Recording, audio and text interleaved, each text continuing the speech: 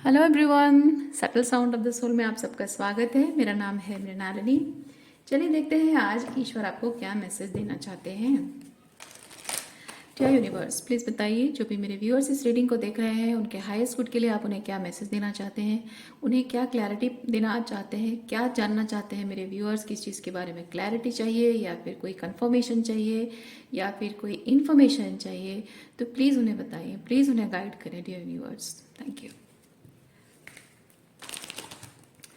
So my dear viewers, ये readings general reading है। जो मैसेजेस आपको रेजोनेट करता है, जितना मैसेज रेजोनेट करता है उतना ही लीजिए।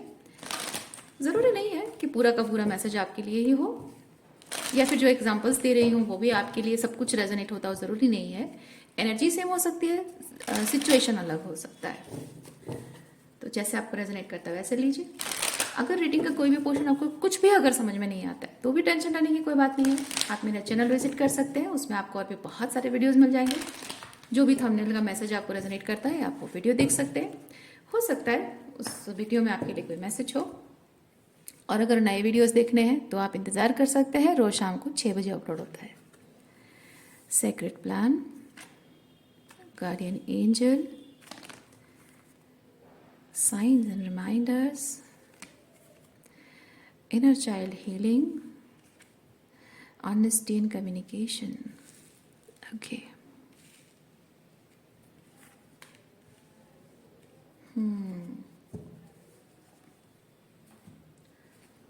और क्या मैसेज है देखते हैं।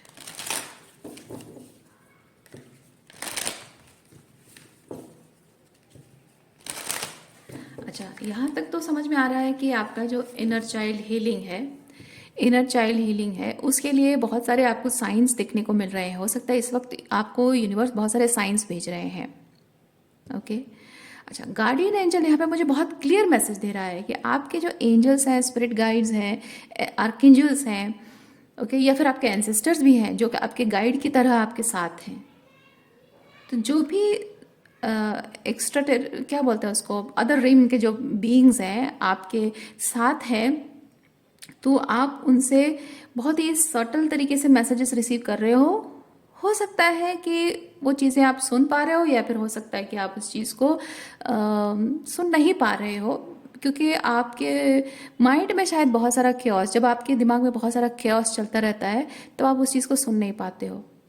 लेकिन कम्युनिकेशन तो आपकी तरफ आ रही है। ओके, वो आपको कम्युनिकेट कर रहे हैं, बस आपको वो कम्युनिकेशन रिसीव करना है। आपको अपने आपके जो सेंसेस, स्पिरिचुअल सेंसेस जो हैं उन्हें आपको ओपन रखना है। और ये तभी हो पाएगा जब आप अपना दिमाग शांत रखोगे, ओवर थिंकिंग बंद करोगे, टेंशन लेना छोड़ दोगे। लाइफ में जो प्रॉब्लम है अगर सॉर्ट आउट नहीं हो रहा, क्या करूँ, कैसे करूँ, ये नहीं हो पा रहा है, वो नहीं हो पा रहा है, ये प्रॉब्लम क्यों हो रही है, ये बार बार ये चीज़ क्यों हो रहा है, ठीक है, जो भी हो रहा है ना छोड़ो, जाने दो यार, ये कह के रिलैक्स करो। और आप देखो आपको साइंस जो भी आपको मैसेजेस आ रहे हैं ना वो मिलना स्टार्ट होगा। अपने दिमाग को शांत रखो कि आपका दिमाग जो रेसिंग चल रही है ना, थॉट्स की रेसिंग चल रही है, उसे जब आप स्टॉप करोगे तभी आपको ये सुनाई देना स्टार्ट करेगा। ओके, और क्या मैसेज है देखते हैं।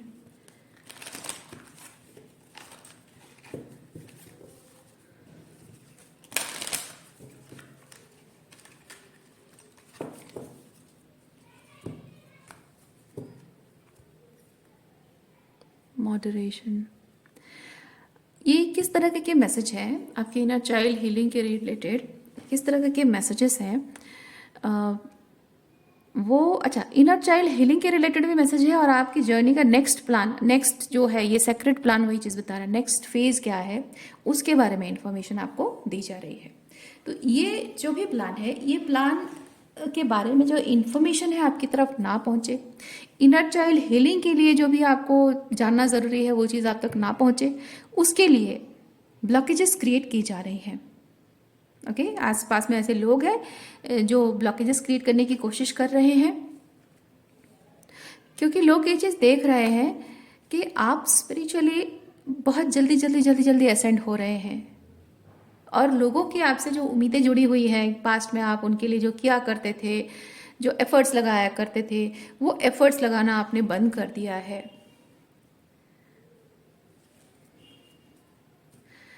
अब यहाँ पे हो ये रहा है, जब आप उनके लिए एफर्ट्स लगाना बंद कर रहे हो तो आपके वो रिश्ते खराब हो रहे हैं, ऐसा आपको जताया जा रहा है। आपको हो सकता है कहा जा रहा हो कि भाई तुम एफर्ट्स लगाना बंद कर रहे हो, इसलिए हमारे रिश्ते खराब हो रहे हैं, और अदरवाइज हमारे रिश्ते कभी खराब नहीं होते। लेकिन यहाँ पे आपको यूनिवर्स ये चीज़ बता रहे हैं कि आप उन रिश्तों पर एफर्ट्स लगाना बंद कर रहे हो, इसलिए वो खराब नहीं है, बल्कि वो ऑलरेडी वो रिश्ते खराब हैं। आप एक्स्ट्रा एफर्ट्स लगाकर उन रिश्तों को सहेज करके रख रहे थे, इसीलिए वो आज तक इतने दिन तक टिके हैं। मैं आपको एक एग्जांपल दूं।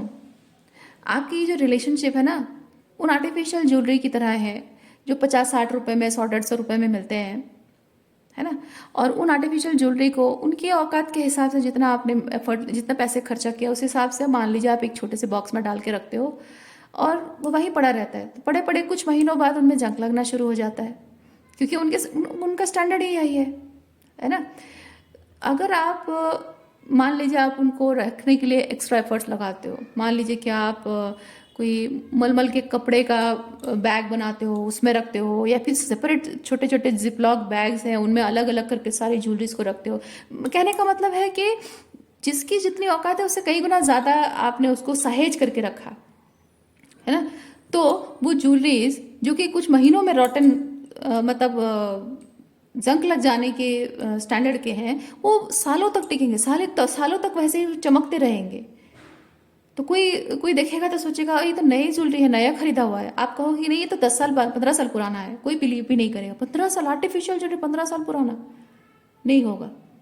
क्यों? क्योंकि आपने सहेज करके रखा हुआ है, आपने एक्स्ट्रा एफर्ट डाल के उसको सहेज करके रखा हुआ है। अगर वो नहीं करते तो कुछ दिनों में ही वो खराब हो जाते।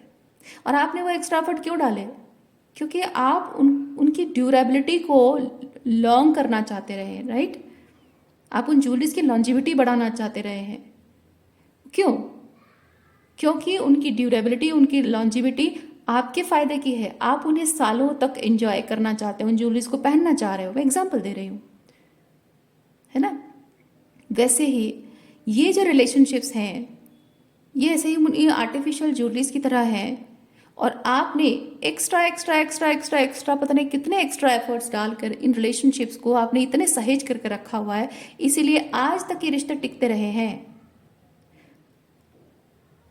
और आज आपने एफर्ट्स डालना छोड़ दिया है। क्यों?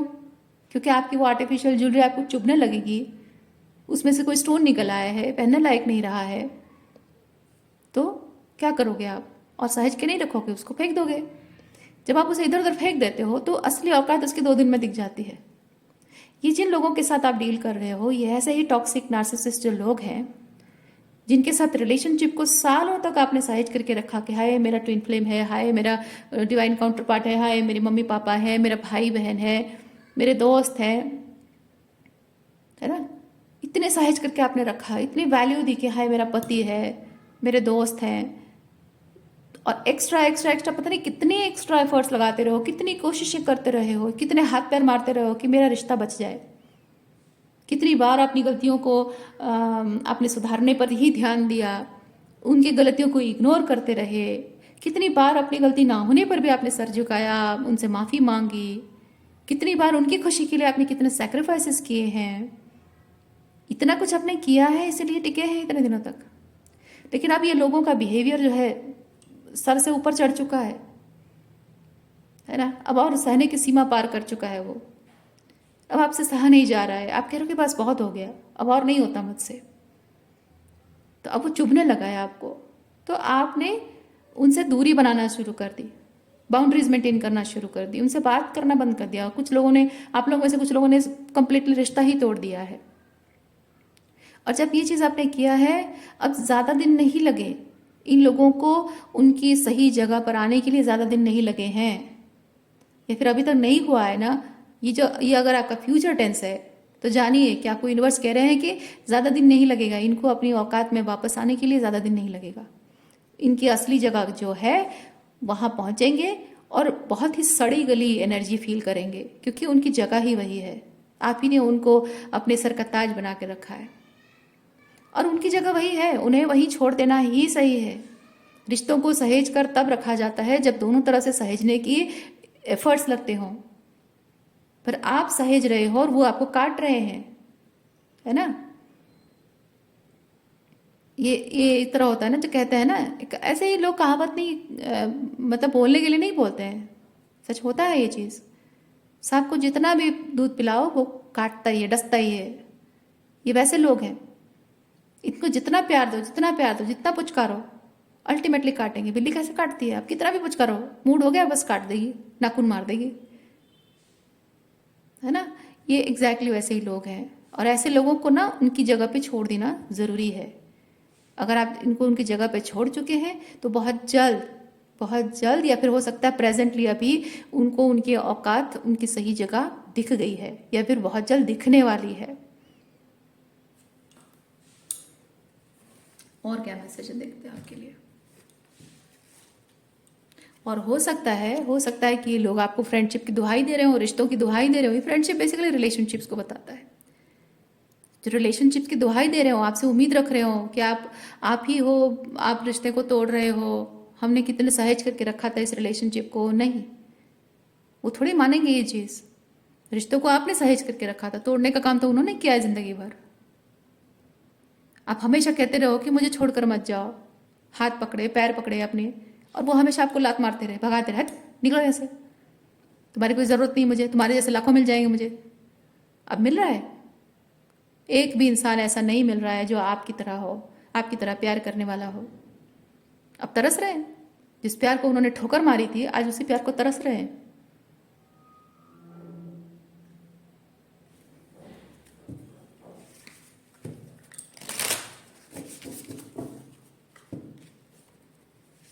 क्योंकि यहाँ पे ये होप ना मुझे ये चीज़ दिखा रहा है, ये चीज़ बता रहा है कि आपका उनके साथ जो रिलेशनशिप था ना, दे आर होपिंग कि आप वापस आओ, दे आर होपिंग कि आपके जैसा कोई मिल जाए, दे आर होपिंग कि वो जो आपसे मिलता था वो चीज़ अब कहीं ना कहीं से मिल जाए।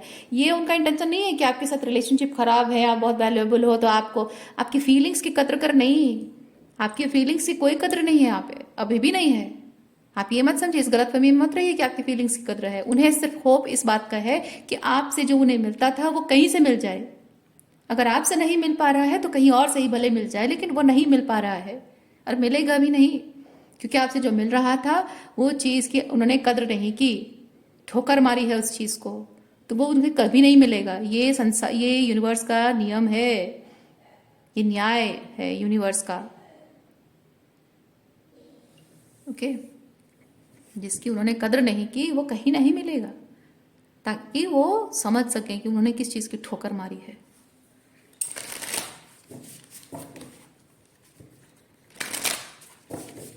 आप देखिए यहाँ पे ये लड़की कितने होप, स्टार गेजिंग है ना, कितने होप के साथ तारों को देख रही है। ये भी कितने होप के साथ यहाँ पे रेनबो एंड ये जो क्या बोलते हैं इसको, डव बर्ड को देख रही है। होप, बहुत उम्मीद से ताक लगाए बैठे हुए हैं कि आप जो देते थे, आपसे जो मिलता था वो कहीं मिल जाए। और आपके पास क्यों नहीं आ रहा है, मैं इंट्यूटिवली ये चीज़ फील कर रही हूँ, आपके पास नहीं आ रहा है। वही चीज़ आपके पास तो मिलेगा, आपके पास आए तो मिल जाएगा, आप भी अभी भी माफ कर दोगे शायद, लेकिन फिर भी नहीं आ रहे हैं, क्यों। जाहिर सी बात है, उन्होंने जो किया है आज तक आपके साथ उस चीज़ को एक्सेप्ट नहीं करेंगे, क्योंकि आप अपने हाई स्टैंडर्ड, हाई वैल्यूज़ के साथ खड़े हैं। आप यहाँ उनसे बाउंड्रीज मेंटेन कर रहे हो, मॉडरेशन में उनके साथ कनेक्शन रख रहे हो, यानी कि आपने कुछ बाउंड्री सेट की है, आपने कहा, आपने कुछ स्टैंडर्ड्स, कुछ वैल्यूज सेट किए हैं और इन वैल्यूज को रेस्पेक्ट नहीं की गई है, so I am not going to extend my self.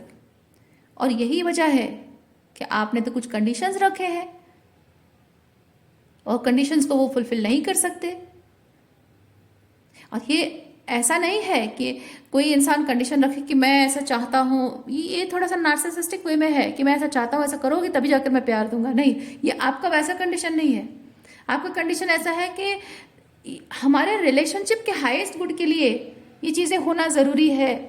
अकेले मैं करती रही हूँ या मैं करता रहा हूँ एक्सक्यूज मी, और अब दोनों की तरफ से रिलेशनशिप में काम होना ज़रूरी है, म्यूचुअल होना ज़रूरी है, रेसिप्रोसिटी होना ज़रूरी है, जो कि नहीं होती रही है, और अकेले कर करके मैं थक चुकी हूँ, और स्पेसिफिकली अकेले मैं करती भी रहूँ और तुम बस काटते रहो जहरीले नाक की तरह। ये नहीं चलेगा। ये कंडीशन आपने सेट की है, और ये अपने स्वार्थ के लिए नहीं किया है आपने, आपने अपने रिश्ते के लिए खातिर, रिश्ते की खातिर ही किया है। डिफरेंस होता है, कंडीशन सेट करना में बहुत डिफरेंस होता है। एक नार्सिसिस्ट सिर्फ अपने फायदे के लिए कंडीशन रखता है, लेकिन आप अपने रिलेशनशिप को बचाने के लिए कंडीशन रख रहे हो। इस रिश्ते में आपका एक सम्मान है, वो सम्मान का वैल्यू नहीं रखा जा रहा है, उसके लिए भी आप ये कंडीशन रख रहे हो। आपके एफर्ट्स की वैल्यू नहीं की जा रही है, आपके प्यार की वैल्यू नहीं की जा रही है, उसके लिए आप कंडीशन रख रहे हो। तो वो कंडीशन रखना गलत नहीं है, पर उन्हें पता है कि वो कंडीशन जो है उसके लिए उन्हें काम करना पड़ेगा, इनर वर्क करना पड़ेगा, शैडो वर्क करना पड़ेगा, माफ़ी मांगनी पड़ेगी, अपनी गलती एक्नॉलेज करना पड़ेगा, एक्सेप्ट करना पड़ेगा सब कुछ, है ना। आपको प्यार देना पड़ेगा। ये सब करने के लिए वो नहीं आए हैं आपके साथ रिलेशनशिप में, उन्हें तो सिर्फ चाहिए आपसे। और इसीलिए वो उम्मीद लगाए बैठे हैं बाहर, बाहर दूसरों से उम्मीद लगा रहे हैं कि बाहर कहीं से मिल जाए यार। ये ऐसा है ना कि आप कोई बहुत ही हाई क्वालिटी का कोई एक चीज़ है जो आपने मार्केट में देखा है, उसे खरीदना चाहते हो, लेकिन उसकी प्राइस बहुत ज़्यादा है, और आप सोच रहे हो कि यार इतने तो अफोर्ड मैं नहीं कर सकता हूँ, और सिमिलर दिखने वाली, सिमिलर फंक्शन करने वाली कोई सस्ती में चीज़ मिल जाए। मिल तो जाती है, लेकिन उसकी ड्यूरेबिलिटी नहीं रहती है ना। वैसी चीज़ है। अगर उनको थोड़ा बहुत मिल भी जाता होगा, आप जैसा प्यार करते थे उस लेवल का तो नहीं मिलता होगा, क्योंकि जितना इंटेंस आप प्यार करते हो, जितनी इंटेंसिटी आपके प्यार में है, एफर्ट्स में है, वो उन्हें नहीं मिलेगी। थोड़ा बहुत मिल जाएगा थोड़े दिनों के लिए, लेकिन जिस तरह से उन्होंने टेंट्रम शो किए हैं, जिस तरह से आपको बुली करते रहे हैं, जिस तरह से हर बात पे नेगिंग करते रहे हैं, जिस तरह से अपने ये जो इनर चाइल्ड है ना, इससे मैं चीज़ फील करती हूँ। हो सकता है कि आपके ये जो लोग हैं ये छोटे बच्चे की तरह, एक टेंट्रम वाले बेबी की तरह बिहेव करते होंगे, टेंट्रम वाले टॉडलर की तरह बिहेव करते होंगे, और आप पार्टनर होने के बावजूद भी अपने अपने खुद के पार्टनर की मम्मी या पापा बन के उनका ख्याल रखते होगे। इवन इवन आपके पेरेंट्स भी ऐसे टेंट्रम करते हैं बच्चों की तरह। कुछ पेरेंट्स ऐसे होते हैं कि वो माना कि जन्म देने वाले माता पिता होते हैं, लेकिन वो बच्चों की तरह बिहेव करते हैं और उम्मीद करते हैं कि उनके खुद के बच्चे माँ बाप बनकर उनके टेंट्रम को सहें, उनके बचकानी हरकतों को सहें, और उन बच्चों को वो ऐसे कंडीशन करते हैं, उन्हें इस तरह से डराया धमकाया जाता है, ग्रूम किया जाता है, इमोशनल मैनिपुलेट किया जाता है। डायरेक्ट नहीं कहते, इनडायरेक्ट तरीके से वो बच्चों को ये आइडिया देते हैं, दिमाग में ये बात घुसाते हैं कि तुम भले ही मेरे बच्चे हो, तुम पैदा हुए हो मुझसे, मुझे तुम्हारे ख्याल रखना चाहिए, मुझे तुम्हारे टेंट्रम सहने चाहिए, लेकिन मैं तुम्हारा एक भी टेंट्रम नहीं सहूंगा, और तुम्हें मेरा माँ बाप बनकर मेरे टेंट्रम सहने होंगे, क्योंकि मुझे ज़िंदगी भर कभी भी मेरे माँ बाप का प्यार नहीं मिला है, एटसेट्रा रीज़न मेरे ट्रॉमाज है, और उन ट्रॉमा का इफेक्ट से मैं एक बिगड़ा हुआ बच्चे की तरह बिहेव करूँगा, और तुम्हें उसे सहना होगा। इनडायरेक्टली ये मैसेज देते हैं आपके पेरेंट्स भी ऐसा करते हैं। आई एम श्योर आप लोगों में से बहुत लोगों ने एक्सपीरियंस किया होगा ये। वुंडेड इनर चाइल्ड के साथ वो लोग आपके ऊपर अपनी सारी टॉक्सिसिटी को थोपते होंगे, और आपसे हाई एक्सपेक्टेशन रखते होंगे कि आप उनको पैम्पर करो एज अ मदर और फादर की तरह, भले ही एनर्जेटिकली, भले ही फिजिकली आप उनके मदर फादर नहीं हो, भले एनर्जेटिकली आपको एक मदर और फादर की तरह बिहेव करना होगा, सहना होगा, सब कुछ जो एक हेल्दी पेरेंटिंग में जो होता है। हेल्दी पेरेंटिंग नहीं कहेंगे, कहेंगे कि एक या पेरेंट्स जैसे कि आंखें बंद करके अपने बच्चे का है मेरा बच्चा बोल के सब कुछ सहते हैं, वो चाहते हैं कि आप ऐसे सहो, जो कि आपसे हो नहीं पा रहा है, और होगा भी नहीं, और होना भी नहीं चाहिए, क्योंकि आप उनके माँ बाप नहीं हो, वो आपके माँ बाप है। आप उनके माँ बाप नहीं हो, आप उनके पार्टनर हो, है ना।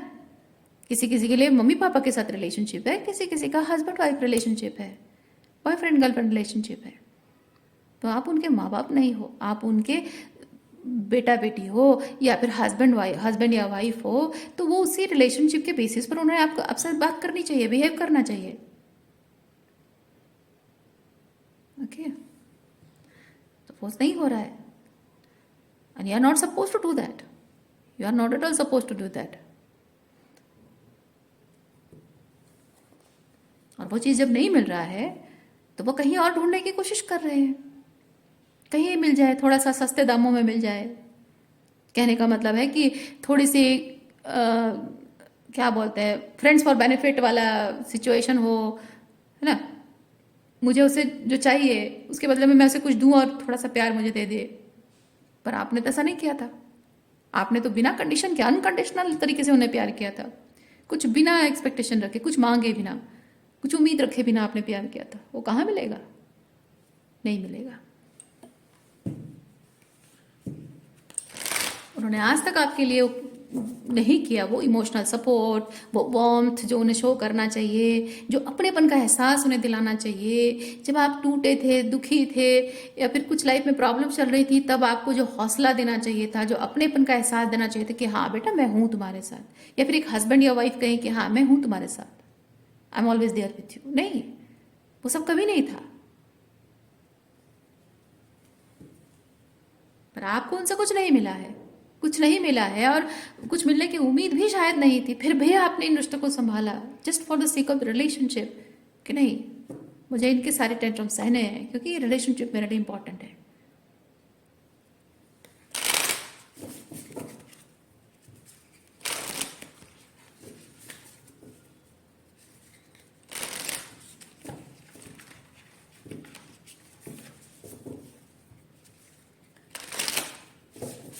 कुछ लोग होते हैं अपने पार्टनर से, स्पेसिफिकली रोमांटिक रिलेशनशिप में और मैरिज रिलेशनशिप में, कुछ लोग होते हैं जो चाहते हैं कि उनका पार्टनर उनके पेरेंट की तरह बिहेव करे।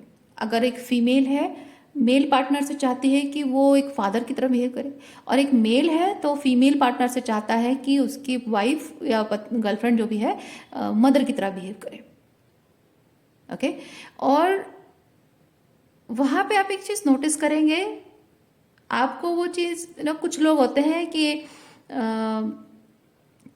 कहते हैं, आइडियलाइज करते हैं, इस तरह की चीज़ों को आइडियलाइज करते हैं। पर मैं जहाँ तक समझती हूँ रिलेशनशिप डायनामिक को, जो मैंने आज तक समझा है, मैं इतना समझ पा रही हूँ कि एक मर्द अपनी बीवी से या एक बीवी अपने हस्बैंड से जो एक्सपेक्टेशन रखते हैं कि उनके फादर या मदर की तरह उन्हें पैम्पर किया जाए, लाड़ लड़ाया जाए, वो एक्चुअली एक फादर और मदर की एब्सेंस की वजह से होता है।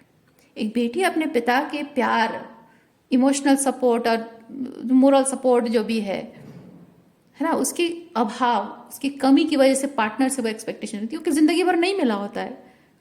और जब पार्टनर मिल जाता है तो उसकी उम्मीदें जुड़ जाती हैं, वो एक्सपेक्टेशन रखने लगती है। और सिमिलरली मैन भी वही करते हैं। जब माँ का इमोशनल सपोर्ट नहीं मिला होता है, इमोशनल ओपननेस नहीं मिला होता है, तो वो अपनी बीवी से एक्सपेक्टेशन रखते हैं, गर्लफ्रेंड से एक्सपेक्टेशन रखते हैं कि वो उनके सारे टेंट्रम सहे, उनके लाड़ लड़ाए, उनके जूते उतारे, उनके सॉक्स उतारे, उनके सारे काम करे, उनके लिए हाथ में लाकर पानी दे दे, खाना ला दे, खिला दे, उनके सारे कपड़े प्रेस करे, उनके सारे काम करे, उनका वॉलेट, मतलब एक बच्चे की तरह ट्रीट करना। वो चाहते हैं कि बीवी ऐसा करे। और ये जो चीज़ें होती है ना, इन चीज़ों को लोग जनरली आइडियलाइज करते हैं कि बीवी इतना करती है वो आइडियल वाइफ है, हस्बैंड इतना करता है इसलिए आइडियल हस्बैंड है। नहीं, they are not suppose to do that. हाँ, कभी कभी वहां पे कंडीशन अप्लाई होता है कि कभी कभी आप भूल गए कोई चीज़ करने के लिए, वो आपको याद दिलाए, अलग बात है। लेकिन एक डेली रूटीन की तरह होना, ये हेडेक है दूसरे पार्टनर के लिए। और यहाँ इंसान को समझने की ज़रूरत है कि माँ और पिता की कमी, या माँ की शिक्षा और पिता की शिक्षा के आदर्शों की कमी की वजह से ही एक इंसान अपने पार्टनर से एक्सपेक्ट करता है ये चीज़ें। और हो सकता है आप में से कुछ लोगों के रिलेशनशिप में ये चीज़ें हो रही हैं।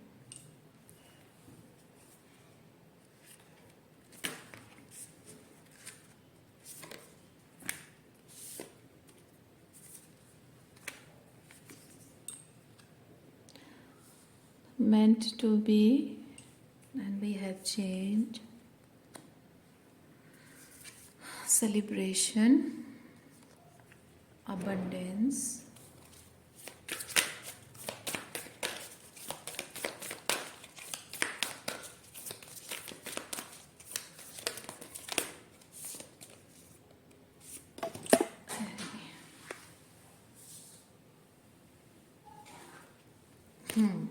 we have self-regulation and process your feelings.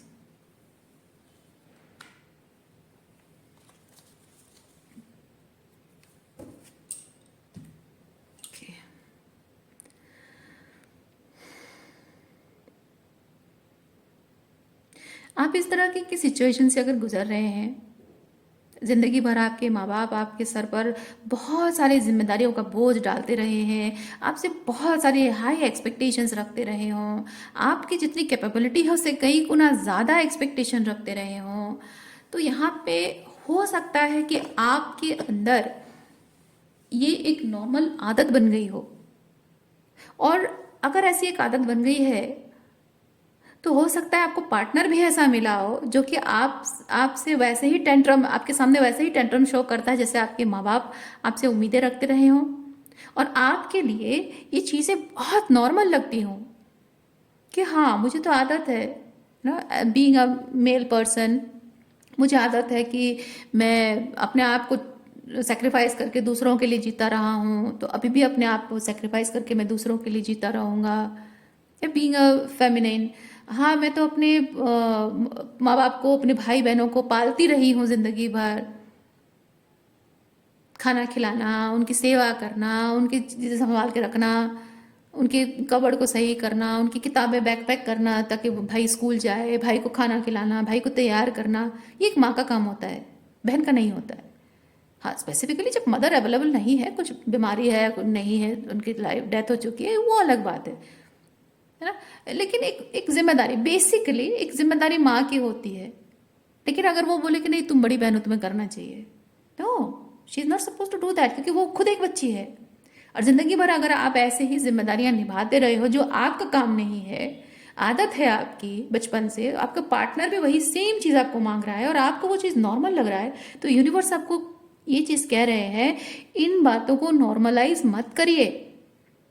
This is high time, this is high time to change, this is high time to change things. आपको ज़रूरत है आप अपने लाइफ को वैसे एंजॉय करिए जैसे आप हैं।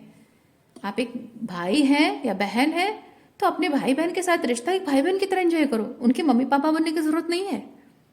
अपने पार्टनर के साथ पार्टनरशिप एंजॉय करने के लिए आप मैनिफेस्ट करो, उनके मम्मी पापा बनने की ज़रूरत नहीं है।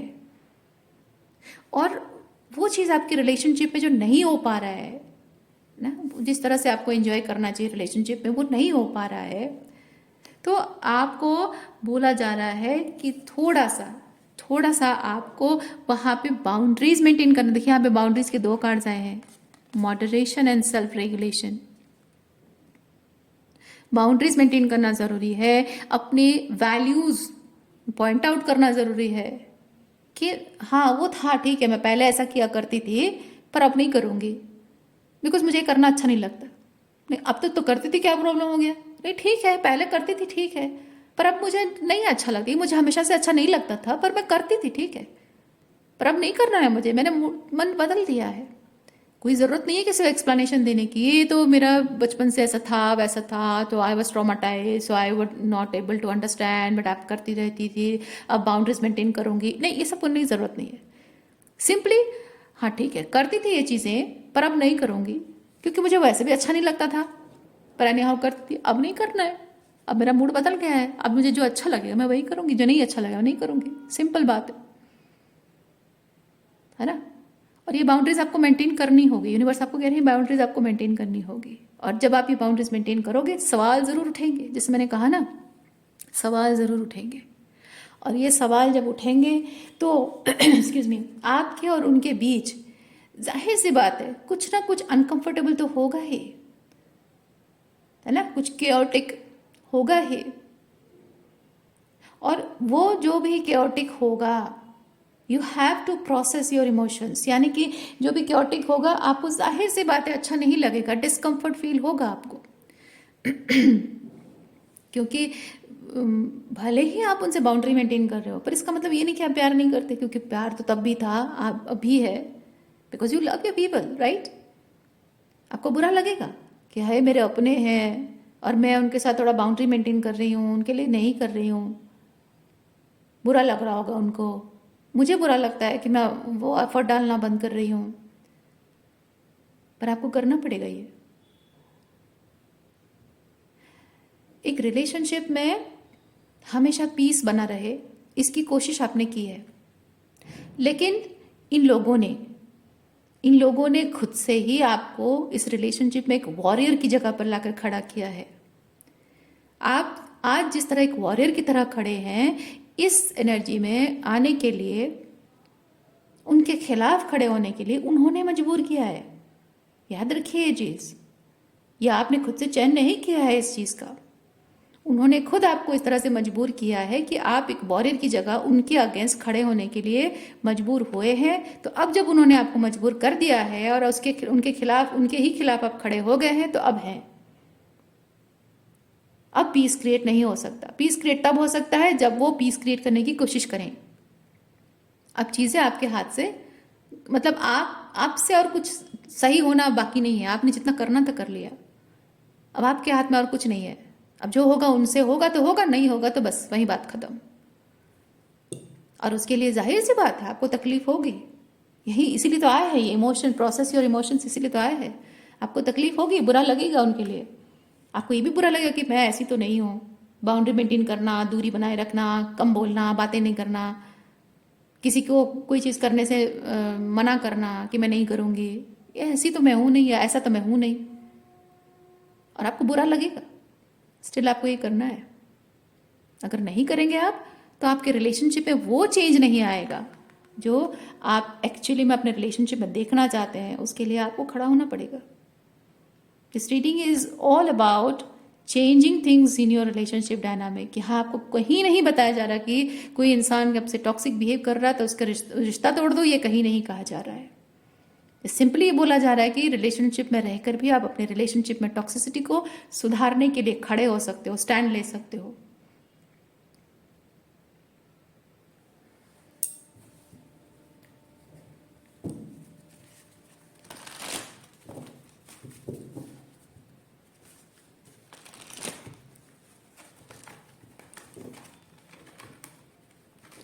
और आपके और उनके बीच ये जो भी प्रॉब्लम्स चल रही हैं, उनको भले लग सकता है कि आप उनसे प्यार करना छोड़ दिए हो, आपके दिल में और उनके लिए प्यार नहीं है। पर ये आप जानते हैं कि भले आप उनके अगेंस्ट खड़े हैं, लेकिन इसका मतलब ये नहीं कि आपके दिल से उनके लिए प्यार खत्म हो गया है।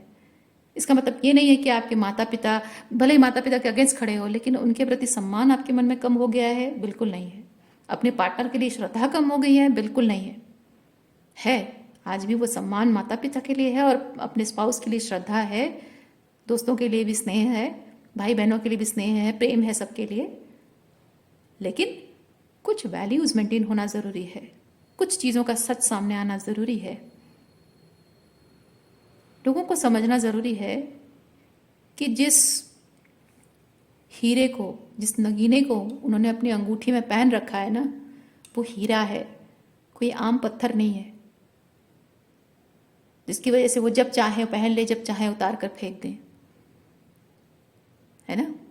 आप उनकी ज़िंदगी में वो हीरा हो, वैल्यूएबल पर्सन हो, जिसकी वैल्यू उन्होंने आज तक समझी नहीं। क्योंकि it's not about it's not about money, it's not about time, it's not about attention, it's not about, it's all about कि आप उनकी सोल को नर्चर करते रहे हैं माय डियर। आप जो है ना, जिस तरह के पर्सन है, याद रखिए आप उनकी सोल को नर्चर करते रहे हैं। उनकी सोल में आप अपने आप को देखो ना, आप अपने लाइफ में क्या कुछ दर्द तकलीफ लेकर नहीं आए हो। अपनी जर्नी में इतने सालों तक आपने जो इनर वर्क किया, शैडो वर्क किया, हीलिंग की आपने, है ना, अपनी स्पिरिचुअल एसेंशन के लिए क्या क्या प्रैक्टिसेस करते हो, अपनी सोल को एक आकाशिक रिकॉर्ड जो बदलने की कोशिश कर रहे हो आप, है ना। अपनी सोल के साथ जो पास्ट से मतलब पास्ट लाइफ से है, या बचपन से जो भी आप चीज़ें इमोशनली, एनर्जेटिकली, जो भी मेंटली इमोशनली आपके साथ हो रहा है, किस चीज़ से नहीं गुजरे हो आप, और उन चीज़ों से बाहर निकलने की कोशिश और हील होने की जो कोशिश है, कितनी मेहनत लगती है आपको, है कि नहीं। इतनी जो मेहनत आप कर रहे हैं, क्या आपके ये लोग उतनी मेहनत कर रहे हैं? नहीं कर रहे हैं, फिर भी उनको हीलिंग मिल जा रही है। आप सोचो कि आप जो हीलिंग उनको ऐसे ही फ्री में दे रहे हो, just for the sake of love, just for the sake of that relationship, free में उनको इतनी हीलिंग दे रहे हो। वो हीलिंग आपको खुद कमाने में कितनी मेहनत पड़ रही है। सोचिए अगर आप एफर्ट्स डालना बंद कर देंगे, उन्हें कितनी मेहनत पड़ेगी। तो सोचिए आप कितने कीमती हो उनके लिए। उसके बावजूद भी उन्होंने आपको कंकर पत्थर की तरह बिहेव किया है। और ऐसे लोग आपका प्यार, अटेंशन डिजर्व नहीं करते हैं। I am being very emotional about it. I don't know, आप लोगों में से बहुत लोग शायद इस रीडिंग को देखकर इस वक्त रो रहे हैं। रोइए मत, ये बात सच है। इंसान का जानना जरूरी है। माना कि अनकंडीशनल लव हम करते हैं लोगों से, हम नहीं चाहते, कोई एक्सपेक्टेशन नहीं रखते हैं, लेकिन क्या हम इतना भी डिजर्व नहीं करते हैं कि हम हीरा हैं, उनके लिए क्या मायने रखते हैं, वो एटलीस्ट उसकी वैल्यू करें, उसका सम्मान करें और उसके प्रति ग्रेटिट्यूड उनके मन में रहे। क्या इतना भी डिजर्व नहीं करते? ना डालो, एफर्ट ना डालो, चीज़ें खरीद के मत दो, कोई घुमाने फिराने मत ले जाओ, कोई एक्स्ट्रा एफर्ट डाल के कुछ चांद सितारे दिखाने की ज़रूरत नहीं है। सिंपली अप्रिशिएट मुंह से भी ना करो, मुंह से अप्रिशिएट भी ना करो, कोई बात नहीं, लेकिन अपने बिहेवियर से, अपनी बातों से कम थोड़ा सम्मान दिखा दो। उसे पता चल जाएगा कि आप मेरे एफर्ट्स को अप्रिशिएट कर रहे हो। इतना तो हम डिजर्व करते हैं, राइट? आप उतना डिजर्व करते हैं और वो भी आपको नहीं मिल रहा है। तो इसलिए इन लोगों को उनकी जगह दिखाना बहुत ज़रूरी है। इनको दिखाना ज़रूरी है। इनको कहीं से आपको पटक कर नीचे गिराना नहीं है। एनर्जेटिकली स्पीकिंग, आपको यहाँ उनके साथ कोई ऐसा बिहेवियर नहीं करना है जिससे कि आप उनको उनके मुताबिक नीचे गिराना, जिस तरह जैसे हम कहते हैं ना। तो ये तो आप और उनके में कोई फ़र्क नहीं रह जाएगा। आपको नहीं दिखाना है कि तुम्हारी क्या औकात है। उन्हें यह दिखाना है कि आप क्या हैं, है ना? आपकी क्या वैल्यू है दिखाना है। उसकी वैल्यू उसे नहीं दिखानी है, वो तो अभी अपने आप पता चल जाएगा। जैसे ही आप उसको अपने सर का ताज बनाना छोड़ दोगे ना, वैसे ही उसको उसकी जगह पता चल जाएगी। आपको ये जो बाउंड्रीज मेंटेन कर रहे हो, ये जो दूरी बना रहे हो, ये जो अपने स्टैंडर्ड्स, अपने वैल्यूज़ के लिए खड़े हो रहे हो, इससे आपको सिर्फ ये दिखाना है कि आप वो नहीं हो जो वो सोच रहे हैं। आप वो नहीं हो जैसे वो बिहेव कर रहे हैं आपके साथ, है ना? आपने क्या कुछ किया है, उनके सोल को नर्चर करने के लिए क्या कुछ किया है, वो तभी जानेंगे जब वो काम खुद अपने आप अकेले करना पड़ेगा।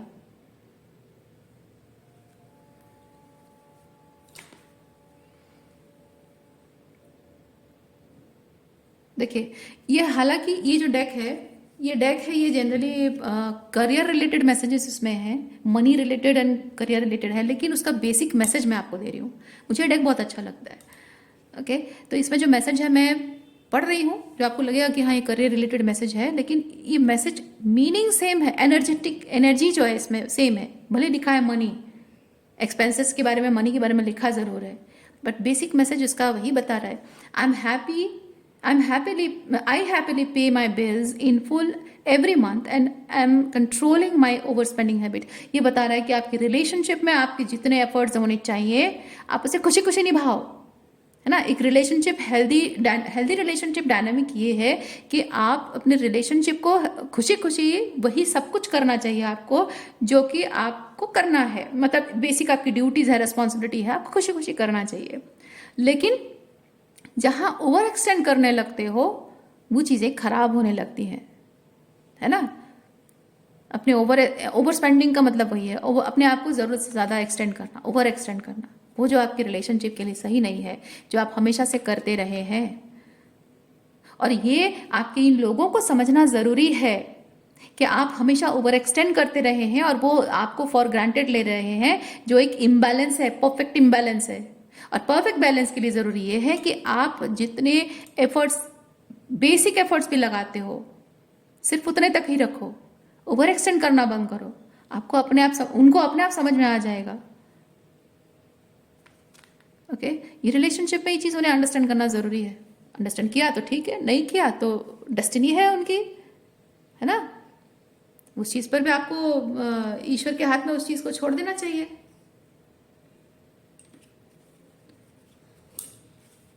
क्या मैसेज है देखते हैं।